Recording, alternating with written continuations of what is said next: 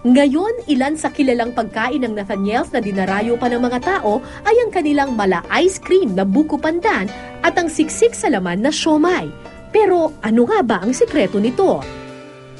Pwede niyo po itong hindi sagutin itong question na to. Pero sikat na sikat po kasi yung buko pandan ninyo. Ano ba ang sikreto nun? May nilalagay ba kayong secret ingredient doon?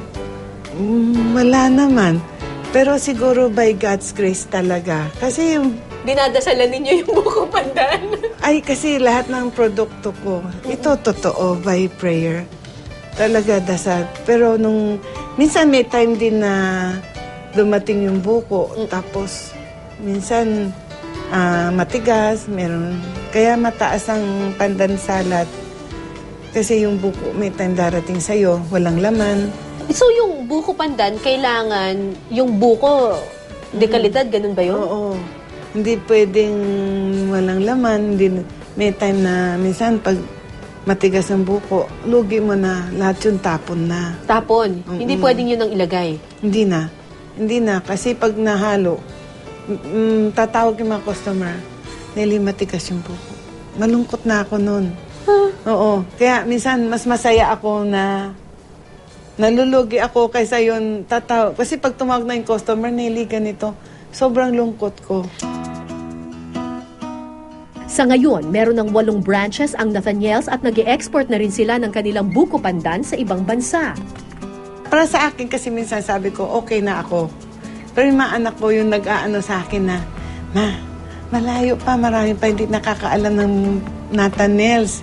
Sabi nila sa akin. Sabi ko, ganun ba? Oo ma, marami pa lugar na wala pa ang Nathaniels. Ma, sige pa, konti pa, malayo pa, sabi nila. Kaya, minsan ako, ayoko na pag nagba-branch out sila. Sabi ko, ano, parang nakakapagod na eh. Sabi ko, hindi naman lahat ng branch na mabili, na kailangan piliin yung mabuti.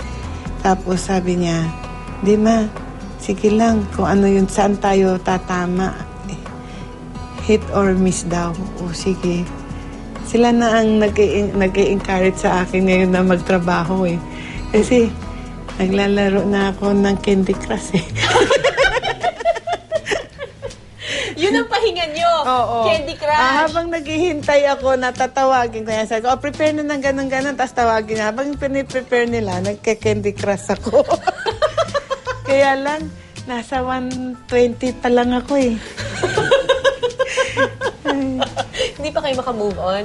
Doon sa 120? Oo, kasi gusto ko 3-star. O hindi ako naka 3-star, ulit-ulit. Ulit-ulit? Pero yung Zombies 2, natapos ko na.